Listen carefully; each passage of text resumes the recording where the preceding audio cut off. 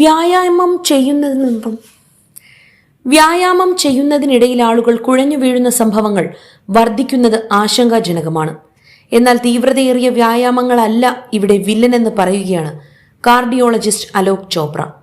മറിച്ച് നാം അവഗണിക്കുന്ന ചില കാരണങ്ങളാണ് ഹൃദയ സംബന്ധമായ പ്രശ്നങ്ങളിലേക്ക് നയിക്കുന്നത്. 40 വയസ്സിൽ താഴെയുള്ളവരിൽ ഹൃദ്രോഗ സാധ്യത വർദ്ധിക്കുന്നതിന്റെ കാരണത്തെക്കുറിച്ചും ഡോക്ടർ വ്യക്തമാക്കുന്നു. വർഷങ്ങളോളം ശ്രദ്ധിക്കപ്പെടാതെ പോകുന്ന അടിസ്ഥാനപരമായ ഉപാപചയ പ്രശ്നങ്ങളാണ് അനാരോഗ്യത്തിന് കാരണം.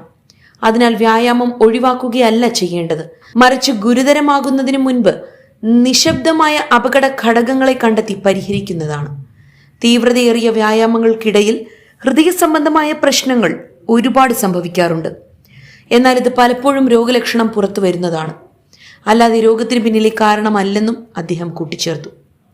എന്താണ് യഥാർത്ഥ പ്രശ്നം? ട്രെഡ്മിലല്ല പ്രശ്നമെന്നും അവഗണനയാണ് അനാരോഗ്യത്തിന് കാരണമാകുന്നത് എന്നുമാണ് അലോക് ചോപ്ര പറയുന്നത്. യഥാർത്ഥ വില്ലൻ മറ്റു ചില കാര്യങ്ങളാണെന്നും അദ്ദേഹം ചൂണ്ടിക്കാട്ടി.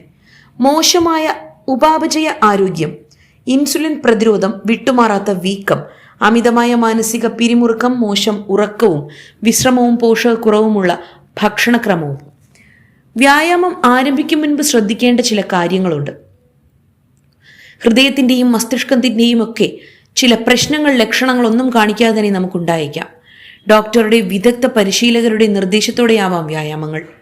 എല്ലാവരുടെയും ശരീരം ഒരുപോലെയല്ല.